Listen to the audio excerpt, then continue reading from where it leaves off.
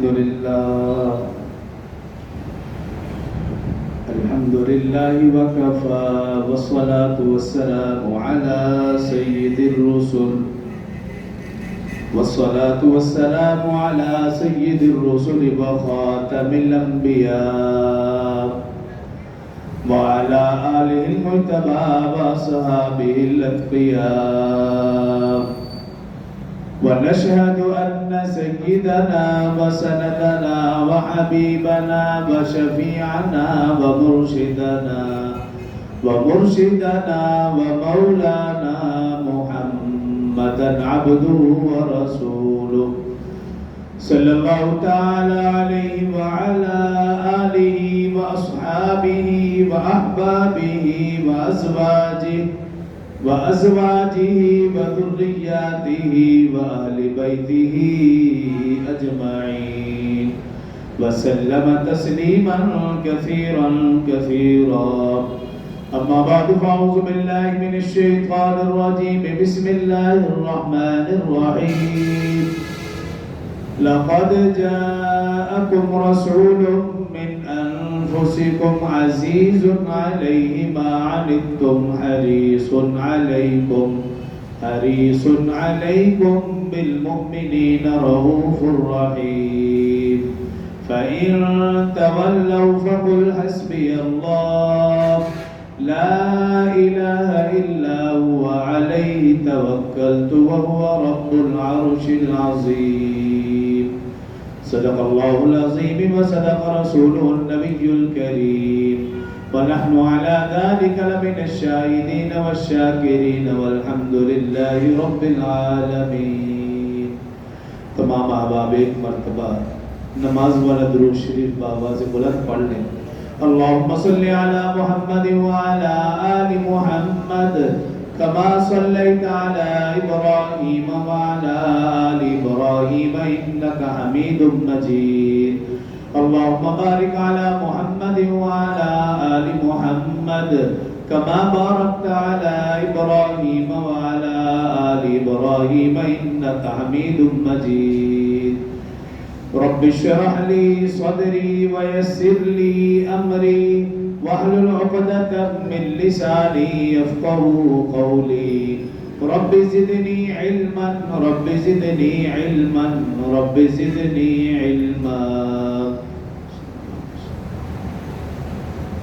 میرے انتہائی واجب الاحترام برادران اسلام، دوستوں، بزرگوں، بھائیوں، ربیع الاول کے آغاز سے سیرت النبی صلی اللہ علیہ وسلم کے عنوان سے ترتیب وار گفتگو کا آغاز کیا تھا. گزشتہ جمعہ تک رسول اللہ صلی اللہ علیہ وسلم کی عمر مبارک 6 سال تک کے ضروری واقعات آپ کے سامنے، اور آج کے مختصر سے خطبہ میں 8 سال اور پھر 12 سال کی عمر تک جو اہم واقعات سیدھا پیش ہے وہ آپ کے سامنے گوش گزار کروں گا. محترم سامعین، گفتگو کا آغاز رسول اللہ صلی اللہ علیہ وسلم کے پردادا جان سے کیا. ہر جمعے ان کے خاندان کے افراد کا نام اس لیے لیتا ہوں تاکہ یاد ہو جائے کہ آپ صلی اللہ علیہ وسلم کے پردادا جان کا نام حضرت ہاشم، پردادی جان حضرت سلمہ، پرنانا جان حضرت عبد مناف، پرنانی جان حضرت ام حبیبہ، دادا جان حضرت عبد المطلب، دادی جان حضرت فاطمہ، نانا جان حضرت وہب اور نانی جان حضرت برہ. آپ کے والد ماجد حضرت عبداللہ، والدہ مائدہ حضرت آمنہ، اور رسول اللہ صلی اللہ علیہ وسلم کی ولادت باسعادت تفسیر ابن حشام، الرحیق المختوم، سیرت النبیین کتابوں کے مطابق 9 یا 12 ربیع الاول عام الفیل اور انگریزی اعتبار سے 22 اپریل 571 عیسوی، دیسی اعتبار سے 628 बकरमी बरोज़ सोमवार बवक्त तहज्जुद रसूलुल्लाह सल्लल्लाहु अलैहि वसल्लम की विलादत बासादत हुई। गुज़श्ता जुम्मे तक रसूलुल्लाह सल्लल्लाहु अलैहि वसल्लम की उम्र मुबारक 6 साल तक के हालात व वाक़यात कि आप पैदा हुए, वालिद का साया नहीं, उम्र मुबारक आपकी 6 साल हुई, वालदा पायदा, उनका साया भी सर से उठ गया, और जब उम्र मुबारक 8 साल हुई तो फिर दादा जान भी दागे मुफारकत दे गए। रसूलुल्लाह सल्लल्लाहु अलैहि वसल्लम की उम्र मुबारक 6 साल थी, वालदा मायदा का साया सर से उठा। उसके बाद रसूलुल्लाह सल्लल्लाहु अलैहि वसल्लम के दादा जान हजरत अब्दुल मुत्तलिब, उन्होंने अपने ज़ेरे कफालत अपने पोते को लिया। ये दादा भी अजीम और ये पोता भी अजीम। दादा मक्का वालों का सरदार था तो पोता दोनों जहानों का सरदार था। हज़रत अब्दुल मुत्तलिब की उम्र मुबारक उस वक्त मुख्तलिफ रिवायात हैं, बाज़ में है कि 70 साल, बाज़ में 80 साल, बाज़ में 100 साल, बाज़ रिवायत में 120 साल तक उम्र का बताया गया। जब रसूलुल्लाह सल्लल्लाहु अलैहि वसल्लम हज़रत अब्दुल मुत्तलिब के ज़ेरे कफ़ालत है, हज़रत अब्दुल मुत्तलिब की उम्र मुबारक 120 साल के लगभग। रसूलुल्लाह सल्लल्लाहु अलैहि वसल्लम उनके ज़ेरे कफ़ालत है। हज़रत अब्दुल मुत्तलिब दराज कद, हसीन व जमील और ऐसी दिलकश शख्सियत के मालिक थे कि जो शख्स भी एक मरतबा आपको देखता या आपसे महव गुफ्तगू होता वो आपका गर्विदा हो जाता। हज़रत अब्दुल मुत्तलिब रसूलुल्लाह सल्लल्लाहु अलैहि वसल्लम से बेपनाह मोहब्बत फरमाते थे। उनकी मोहब्बत का अंदाजा आप इससे लगा सकते हैं कि हज़रत अब्दुल मुत्तलिब के लिए मक्का खाना काबा के साए में एक तख्त लगता था, खाना काबा के साए में, और वो तख्त हज़रत अब्दुल मुत्तलिब के लिए लगता। आपकी औलाद को ये हिम्मत भी ना होती थी कि वो तख्त पर बैठ सकते या वहां बैठने का सोच भी सकते। अगर ये हिम्मत, ये हौसला सिर्फ और सिर्फ रसूलुल्लाह सल्लल्लाहु अलैहि वसल्लम कि रसूलुल्लाह सल्लल्लाहु अलैहि वसल्लम जब भी अपने दादा के करीब जाते और वो तख्त पर तशरीफ फरमा होते थे तो बला झिझक, बगैर रोक टोक के, बिला तकल्लुफ रसूलुल्लाह सल्लल्लाहु अलैहि वसल्लम तख्त पर जाते, जाकर बैठ जाते और हजरत अब्दुल मुत्तलिब खुशी का इजहार फरमाते थे। आपकी औलाद को तो हिम्मत ना होती थी। आपकी औलाद में से जो सबसे बड़े बेटे थे हजरत अबू तालिब, वो कई मर्तबा रोक टोक की कोशिश करते कि रसूल सल्लल्लाहु अलैहि वसल्लम तख्त पर ना जाए, कि ये हमारे वालिद माजिद की तौहीन है कि जब हम औलाद होकर तख्त पर नहीं बैठते, सोचते भी नहीं, तो ये बच्चा होकर ये क्यों जाता है। तो इसी तरह एक मर्तबा हज़रत अब्दुल मुत्तलिब तख्त पर तशरीफ फरमा है।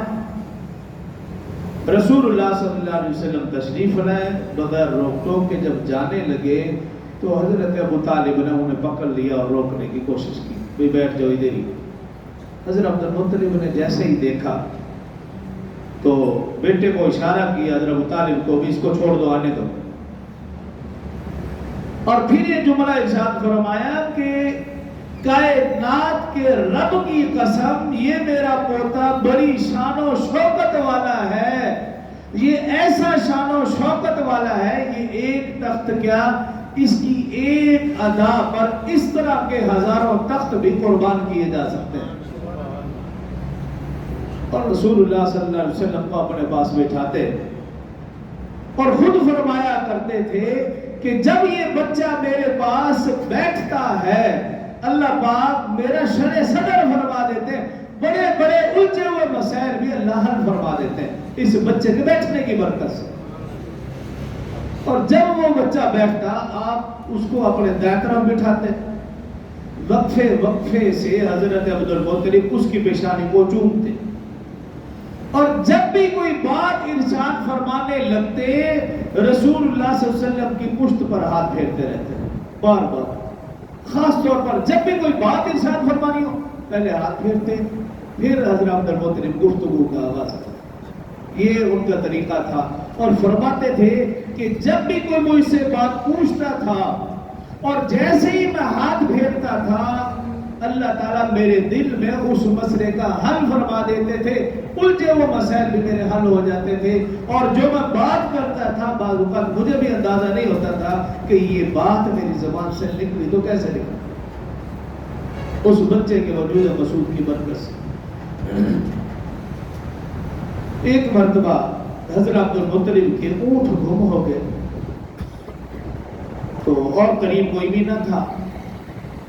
یہ بچہ 8-9 سال کی عمر، 8 سال کا بچہ رسول اللہ صلی اللہ علیہ وسلم تشریف فرما دے تو حضرت عبد المطلب نے اس بچے سے کہا، آپ صلی اللہ علیہ وسلم سے کہا بھی جاؤ جا کر دیکھو اونٹ جو گم شدہ اونٹ ہے وہ کہاں ہے. رسول اللہ صلی اللہ علیہ وسلم تشریف لے گئے. گم شدہ اونٹ تلاش کر رہے. جیسے ہی کچھ دیر ہو گئی حضرت عبد المطلب بے چین ہو گئے. جب کچھ زیادہ دیر ہوئی اور بے چین، لکھا ہے کہ جیسے ایک ماں اپنے بچے کو ڈھونڈتی ہے حضرت عبد المطلب اس طرح بے چین مضطرب اور پریشان ہو گئے. رہا نہ گیا، جا کر کعبۃ اللہ کے غلاف کو پکڑا اور رو رو کر اللہ تعالیٰ سے دعائیں مانگنے لگے کہ اللہ یہ میرا پوتا فی الفور میرے تک پہنچ جائے، اس کے بغیر میں جی نہیں سکوں گا، ایسا نہ ہو کہ میری روح پرواز کر جائے. دعائیں مانگنے لگے اور اس وقت تک دعا مانگتے رہے جب تک کہ رسول اللہ صلی اللہ علیہ وسلم آپ کے پاس نہ پہنچے. جیسے ہی رسول اللہ صلی اللہ علیہ وسلم کو دیکھا کعبۃ اللہ کے غلاف کو چھوڑا اور آپ صلی اللہ علیہ وسلم کی طرف دوڑ لگا دی. ان کو اٹھایا، سینے سے لگایا، ان کی پیشانی کو چوما اور پھر یہ جملہ کہا، اے میرے بیٹے، اے میرے پوتے، آج کے بعد میں تمہیں اپنے سے دور نہیں کروں گا. لیکن اللہ کو کچھ اور ہی منظور تھا. اللہ نے ہمیشہ ہمیشہ حضرت عبد المطلب کو ان سے دور کرنے کا فیصلہ کر لیا. رسول اللہ صلی اللہ علیہ وسلم کی عمر مبارک 8 سال ہے اور حضرت عبد المطلب ان کے جانے کا وقت آ گیا. حضرت عبد المطلب کا سایہ رسول اللہ صلی اللہ علیہ وسلم پر ایک گھنے درخت کے سائے کی طرح تھا. رسول اللہ صلی اللہ علیہ وسلم اپنی والدہ مائدہ کی محبت و شفقت بھول چکے تھے. دادا اتنی محبت فرماتے، اتنی شفقت فرماتے، اتنا دھیان اور خیال رکھتے تھے، اپنی سگی اولاد کے بارے میں اتنے فکر مند نہ ہوتے جتنا کہ رسول اللہ صلی اللہ علیہ وسلم کے لیے فکر مند ہوتے تھے. لیکن اللہ کی طرف سے یہ کہ حضرت عبد المطلب داغ مبارکت دیں گے. روایات میں آتا ہے جب سردار مکہ کا جنازہ مکہ سے نکلا، رسول اللہ صلی اللہ علیہ وسلم کی عمر مبارک 8 سال کے لگ بھگ، رسول اللہ صلی اللہ علیہ وسلم آپ صلی اللہ علیہ وسلم کا ہاتھ 4 پائی تک تو نہ پہنچتا تھا، لیکن اپنے ہاتھ اوپر کر کے 4 پائی کو ہاتھ لگانے کی کوشش کر رہے تھے اور روتے رہے، ایسے رو رہے تھے جیسا کہ ان کی دنیا جا کی سب سے بڑی دولت چلی گئی. اتنا رسول اللہ صلی اللہ علیہ وسلم غم زدہ ہوا. حضرت عبد المطلب کی وفات پر رسول اللہ صلی اللہ علیہ وسلم کو سارے غم یاد آ گئے کہ میں پیدا ہوا، باپ کا سایہ نہیں. عمر مبارک 6 سال ہوئی، والدہ مائدہ کی سایہ بھی سر سے اٹھ گیا. عمر مبارک 8 سال ہوئی، دادا جان بھی داغ مبارکت دیں گے. اتنے پریشان تھے. خیر روایات میں آتا ہے کہ حضرت عبد المطلب نے اپنی زندگی میں ہی حضرت ابو طالب سے کہا تھا کہ میرے بعد اس بچے کو اپنے زیر کفالت لینا. بعض روایت میں آتا ہے کہ حضرت عبد المطلب کی وفات کے بعد رسول اللہ صلی اللہ علیہ وسلم کے حضرت عبد المطلب کے جتنے بھی بچے تھے ان سب نے یہ فیصلہ کیا کہ ہم قرعہ ڈالیں گے. قرعہ جس کے نام نکلے گا رسول اللہ صلی اللہ علیہ وسلم کی کفالت وہ کرے گا. تو اس کے مطابق انہوں نے قرعہ ڈالا اور وہ قرعہ حضرت ابو طالب کے نام نکلا اور فیصلہ یہ ہوا کہ حضرت ابو طالب ہی ان کی کفالت کریں گے. دیگر بھائیوں نے اصرار کیا حضرت ابو طالب سے کہ آپ کے بچے زیادہ ہیں، آپ کا خرچ زیادہ ہے، لیکن آمدن انتہائی کم ہے، ہمارے بچے کم ہیں، آپ ہمیں دے دیں، ہم اس کی کفالت کریں گے. لیکن حضرت ابو طالب نے کہا کہ نہیں، قرعہ چونکہ میرے نام نکلا ہے، میں ہی اس بھتیجے کی کفالت کروں گا۔ خیر رسول اللہ صلی اللہ علیہ وسلم حضرت ابو طالب کے زیر کفالت آئے۔ حضرت ابو طالب تمام بھائیوں میں سے بڑے تھے، ان کی اولاد زیادہ تھی، آمدن کم، خرچہ زیادہ، گھر میں جب دسترخوان لگتا کھانا کم ہونے کی وجہ سے حضرت ابو طالب کے بچوں میں چھینا جھپٹی شروع ہو جاتی، لیکن رسول اللہ صلی اللہ علیہ وسلم اس چھینا جھپٹی میں حصہ نہ لیتے۔ اکثر رسول اللہ صلی اللہ علیہ وسلم زمزم پی کر اپنی پیاس اور اپنی بھوک ختم فرماتے۔ کھانا مل جاتا کھا لیتے، نہ ملتا تو پھر صبر شروع۔ کبھی چھینا جھپٹی میں حصہ نہیں لیا، اور کبھی اپنے چاچا سے، چچا جان سے یہ بھی نہیں کہا کہ مجھے بھوک لگی ہے، کھانا کا انتظام کیا، ایسا نہیں۔ جب یہ عادات مبارکہ حضرت ابو طالب نے اس بچے کے اندر دیکھی، بڑے متاثر ہوئے کہ یہ بچہ تو بڑے صابر اور شاکر ہے، کبھی اس نے کھانا مانگا نہیں، مل جائے جتنا مل جائے کھا لے، نہیں ملا تو کبھی کہا نہیں، زمزم پی کر گزارا کرنے والا بچہ۔ تو وہ چچا جان بڑے متاثر ہوئے، تو انہوں نے فیصلہ کیا کہ آج کے بعد میں اس بھتیجے کو اپنے پاس بٹھایا کروں گا۔ جب دسترخوان لگتا پہلے رسول اللہ صلی اللہ علیہ وسلم کو بلاتے، اپنے پاس بٹھاتے اور کھانا کھلاتے، پھر بچوں میں تقسیم فرماتے۔ تو رسول اللہ صلی اللہ علیہ وسلم نے اپنے چچا جان سے کہا، ایک دو تین مرتبہ تو ایسا کیا، پھر اس کے بعد عرض کی، اے چچا جان یہ عمل مجھے اچھا نہیں لگتا، یہ عمل مناسب نہیں کہ میں پہلے کھا لوں اور آپ کے میرے باقی بھائی بیٹھے رہیں اور ان کو کھانا ملے نہ ملے، تھوڑا ملے زیادہ ملے، یہ عمل مجھے پسند نہیں۔ میری درخواست اور میری عرض یہ ہے کہ آپ دسترخوان لگائیں، سب بیٹھیں، جتنا کھانا ہو، جتنا میرے حصے میں اتنا ہی کھاؤں گا۔ ان کی درخواست پر پھر حضرت ابو طالب نے ایسے ہی کیا، دسترخوان بچھایا، سب کو بلایا، بٹھایا اور کھانا اس میں تقسیم فرمایا۔ حضرت ابو طالب فرمانے لگے کہ جب سے یہ عمل میں نے شروع کیا، کھانا جتنا بھی ہوتا سارے بچے بڑے پیٹ بھر کر کھانا کھا لیتے۔ اس بچے کے وجود مسعود کی برکت سے وہ کھانا سب کو پورا ہو جاتا، بلکہ کھانا بچ جاتا تھا، سب کے سب پیٹ بھر کر کھانا کھا چکے ہوتے۔ یہ اس بچے کی وجود مسعود کی برکت تھی کہ حضرت ابو طالب کی یہ والی پریشانی بھی دور ہو گئی۔ جتنا بھی کھانا سب کھانا کھا چکتے، کھانا پھر بھی بچ جاتا تھا رسول اللہ صلی اللہ علیہ وسلم کی برکت سے۔ حضرت ابو طالب بھی بڑی محبت فرماتے رسول اللہ صلی اللہ علیہ وسلم سے۔ 8 سال سے لے کر 12 سال تک یہ عرصہ رسول اللہ صلی اللہ علیہ وسلم نے حضرت ابو طالب کے پاس گزارا۔ رسول اللہ صلی اللہ علیہ وسلم کی عمر مبارک 12 سال تھی۔ حضرت ابو طالب نے ایک تجارتی قافلے کے ساتھ ملک شام جانے کا فیصلہ کیا، تجارت کی غرض سے، اور اپنے بھتیجوں کو بلایا، آپ صلی اللہ علیہ وسلم کو بتایا کہ میں اس طرح تجارتی قافلے میں جا رہا ہوں ملک شام، مجھے کچھ وقت لگے گا۔ جب یہ بات رسول اللہ صلی اللہ علیہ وسلم سے کہی، رسول اللہ صلی اللہ علیہ وسلم اداس ہو گئے، پریشان ہو گئے کہ پہلے تو دادا جان حضرت عبد المطلب کے پاس تھا، اب چچا جان کی زیر کفالت تھا، اب یہ جا رہے ہیں، نہ جانے کتنا وقت لگے، کیا حالات و واقعات ہوں۔ جب حضرت ابو طالب نے بھتیجے کو اداس دیکھا تو ان سے وہ اداسی برداشت نہ ہوئی، تو فیصلہ کیا کہ میں اس بھتیجے کو بھی ساتھ لے کر جاؤں۔ جب یہ بات بھتیجے کو بتائی، رسول اللہ صلی اللہ علیہ وسلم کی خوشی کی انتہا نہ رہی۔ 12 سال کے بچے ہیں اور تجارت کے سلسلے میں حضرت ابو طالب جا رہے، ان کے ساتھ قافلے میں وہ بھی شریک ہو۔ اب جب یہ قافلہ مکہ سے چلا، ملک شام کی جو سب سے بڑی اہم تجارتی منڈی تھی، بڑا شہر تھا، وہ بصرہ تھا۔ اس اہم تجارتی منڈی میں پہنچنے سے پہلے راستے میں اس قافلے نے ایک جگہ پڑاؤ کیا۔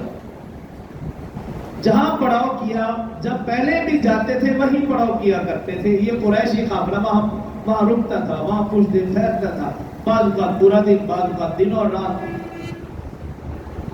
اس پڑاؤ کے بالکل قریب ہی بحیرہ نامی راہب تھا، اس کی خانقاہ تھی۔ اس کی خانقاہ کے قریب یہ قریشی قافلہ رکا کرتا تھا، ٹھہرتا تھا، پھر اگلا سفر۔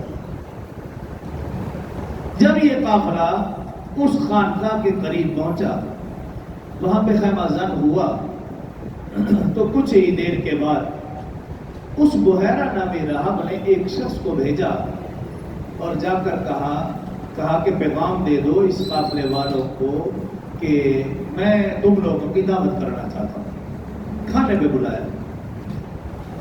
اب جیسے ہی قریشی قافلے کو یہ خبر پہنچی، یعنی اس قافلے کے سردار حضرت ابو طالب کو جب یہ پیغام پہنچا، وہ بڑے حیران ہوئے۔ حیران اس لیے ہوئے کہ یہ بحیرہ نامی راہب یہ درویش صرف انسان تھا، دنیا و ما فیہا سے بے خبر تھا۔ قافلے آتے رکتے چلے جاتے، کبھی اس نے ان کی طرف توجہ نہ دی، کبھی بات چیت بھی نہ کی، کبھی دیکھا بھی نہیں، دعوت دینا تو دور کی بات، اور اس سے خبر بھی نہ ہوتی تھی۔ بس یہ تھا بھی لوگ آتے رکتے، قافلے آتے رکتے چلے جاتے، بات ختم۔ لیکن جب اس نے کھانے کی دعوت دی تو حضرت ابو طالب اور یہ پورا قافلہ بڑا حیران ہوا کہ یہ کیسے ممکن ہے؟ اس راہب نے تو کبھی دیکھا ہی نہیں، کبھی بات چیت نہیں کی، اس کو تو خبر بھی نہیں ہوتی کون آیا کون گیا۔ خیر اس کی دعوت پر یہ قافلہ تیار ہو گیا۔ جب کھانے کا وقت آیا، حضرت ابو طالب نے اپنے بھتیجے سے کہا، چونکہ وہ بچے تھے، ان سے کہا بھی آپ ہمارے سامان کے قریب بیٹھو تو ہم ہو کے آتے ہیں، آپ کے لیے کھانا لے آئیں گے یا بندوبست کریں گے یا بعد میں بھیج دیں گے۔ تو آپ صلی اللہ علیہ وسلم اس سامان کے پاس بیٹھ گئے۔ جب یہ قافلہ اس خانقاہ میں گیا، بحیرہ نامی راہب نے قافلے پر نظر دوڑائی، پوچھا بھی سب افراد آگے؟ کہا نہیں سب آگے۔ پھر نظر دوڑے، پھر پوچھا بھی سب آگے؟ حضرت ابو طالب نے کہا سب آگے ہیں، سامان کے قریب ایک بچے کو بٹھایا۔ جب یہ بات کہی تو وہ بحیرہ نامی راہب کہنے لگا کہ اس بچے کو ضرور بلاؤ، اس بچے کے احترام اور اکرام کی وجہ سے آپ کی دعوت کی ہے، تو ہر میں آپ کی دعوت نہ کرتا۔ اس بچے کو بلایا گیا، اب کھانا شروع ہو گیا۔ وہ بحیرہ نامی راہب، حضرت ابو طالب اور وہ بچہ، یہ تینوں بالکل پاس بیٹھے ہیں۔ بحیرہ نامی راہب نے حضرت ابو طالب سے کہا کہ آپ کا اس بچے کے ساتھ کیا رشتہ ہے؟ حضرت ابو طالب نے کہا کہ یہ میرا بیٹا ہے۔ تو بحیرہ نامی راہب کہنے لگا میرے علم اور بصیرت کے مطابق یہ آپ کا بیٹا نہیں ہو سکتا۔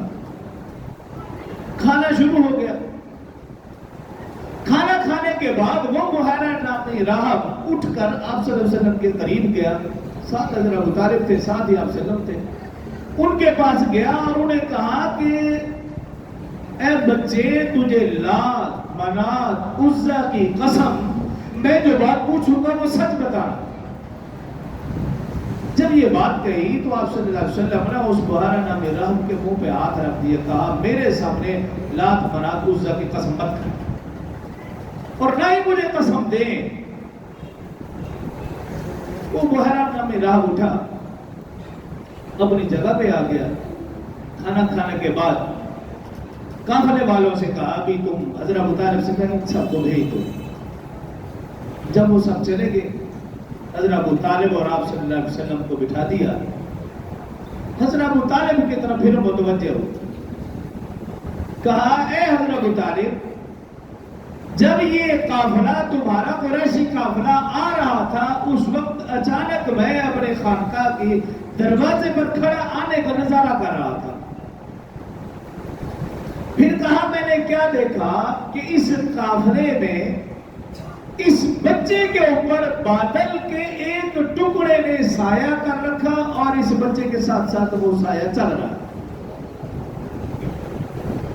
اور پھر کہا کہ جب تم فلاں درخت کے پاس رکے، میری نظر پڑی کہ اس درخت کی ساری شاخیں جھک کر اس بچے کو سلام کر رہی تھی۔ اور پھر کہنے لگا اب مجھے بتاؤ یہ بچہ کون ہے اور اس کے والد اور آپ کا رشتہ اس کے ساتھ کیا ہے؟ حضرت ابو طالب نے بتایا کہ میں اس کا چچا ہوں، اس کے والد، اور بتایا کہ والد اس بچے کے پیدا ہونے سے پہلے وفات پا گئے۔ جب یہ ساری باتیں کہیں تو بحیرہ نمراب نے کہا کہ میں ایک اور علامت دیکھنا چاہتا ہوں، اگر اجازت ہو۔ تو حضرت ابو طالب نے کہا کہ دیکھ لو۔ آپ صلی اللہ علیہ وسلم کا کپڑا پشت سے اٹھایا، دونوں کندھوں کے درمیان اس نے مہر نبوت کو دیکھا، کپڑا نیچے کیا اور پھر کہا اے حضرت ابو طالب تمہارے لیے خوشخبری ہے، یہ بچہ نبی آخر الزمان ہوگا۔ اس بچے کا انتظار شدت سے کیا جا رہا، جب یہ بڑا ہوگا اس کی بڑی شان ہوگی، بڑی آن بان ہوگی، بڑا نام و نشان ہوگا، اس کی حکمرانی مشرق مغرب شمال جنوب ہر طرف ہو جائے گی۔ اور پھر کہا اے حضرت ابو طالب میرا مشورہ یہ ہے کہ آپ آگے ملک شام جا رہے ہیں، بصرہ جا رہے ہیں، اس بچے کو وہاں نہ لے کر جاؤ، اگر وہاں پر رومی یہودیوں نے اس بچے کو دیکھ لیا اس بچے کو قتل کر دیں گے، نقصان پہنچیں گے، لہذا میرا مشورہ یہ ہے کہ اس بچے کو آگے نہ لے جاؤ۔ حضرت ابو طالب نے وہی فیصلہ فرمایا۔ حضرت ابو طالب اور باقی قافلے والے تو ملک شام اور بصرہ کے، لیکن اس بچے کو حضرت ابو طالب نے دوبارہ واپس مکہ بھیج دیا، اس بچے کو آگے لے کر نہیں گئے۔ اور جب تک حضرت ابو طالب حیات رہے پھر اور یہ آپ صلی اللہ علیہ وسلم کی عمر کم رہی، 20 سال سے کم تک، پھر حضرت ابو طالب نے اس بچے کو ملک شام اور دیگر ملکوں میں جانے کی اجازت نہیں دی۔ حضرت ابو طالب اس وقت پھر سمجھ گئے کہ یہ بچہ معمولی نہیں ہے، جس کی گواہی ایک بحیرہ نمراب دے رہا ہے، یہ بچہ معمولی نہیں ہو سکتا۔ رسول اللہ صلی اللہ علیہ وسلم 12 سال سے لے کر 20 سال تک، 20 سال کی عمر تک پھر مکہ میں رہے، چھوٹا چھوٹا کاروبار کرتے رہے۔ مکہ میں جو چیز سستی ملتی وہ مکہ سے خرید کر قریب کے محلوں میں، قریب کے علاقوں میں جا کر بیچ آتے، اور ان محلوں میں، علاقوں میں جو چیز سستی ملتی وہ خرید لاتے اور آ کر مکہ میں بیچتے۔ ایک تو یہ کام، اور دوسرا یہ کہ آپ صلی اللہ علیہ وسلم کی عمر مبارک 12-13 سال تھی۔ حضرت ابو طالب جب اس قافلے سے واپس آئے تو رسول اللہ صلی اللہ علیہ وسلم نے اپنے چچا جان سے کہا ہے چچا جان اب میں بڑا ہو گیا ہوں، جوان ہوں، میں بیٹھ کر آپ کے ساتھ کھاتا رہوں یہ مجھے اچھا نہیں لگتا، میرے ذمہ بھی کچھ کام لگا دیں۔ حضرت ابو طالب نے نہ چاہتے ہوئے بھی ان کی جو بکریاں تھیں کچھ بکریاں تقسیم کرتے ہوئے کہا کہ اے بھتیجے یہ بکریاں آپ کے ذمہ ہیں، جیسے میرے باقی بچے جاتے ہیں یہ بکریاں آپ لے کر جائیں گے اور چرا کر لائیں گے۔ رسول اللہ صلی اللہ علیہ وسلم کو بہت خوشی ہوئی کہ میں بھی کسی کام کاج میں لگ گیا، ورنہ تو میں فری میں بیٹھ کر کھانا کھاتا تھا۔ 12 سال کا بچہ، اور سوچ یہ تھی کہ اب میں اپنے پیروں پر کھڑا ہو چکا ہوں، مجھے کچھ نہ کچھ کرنا چاہیے۔ یہ رسول اللہ صلی اللہ علیہ وسلم کی عادت مبارک اور زندگی۔ خیر روایات میں لکھا رسول اللہ صلی اللہ علیہ وسلم اپنے دیگر بھائیوں کے ساتھ یعنی کزنوں کے ساتھ بکریاں چرانے جاتے، جب رسول اللہ صلی اللہ علیہ وسلم نہ جاتے